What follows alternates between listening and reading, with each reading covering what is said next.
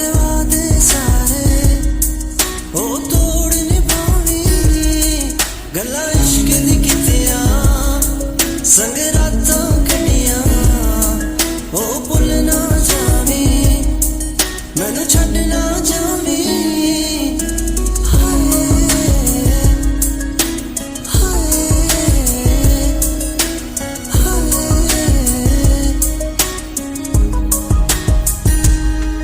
मेरा यार सजन तू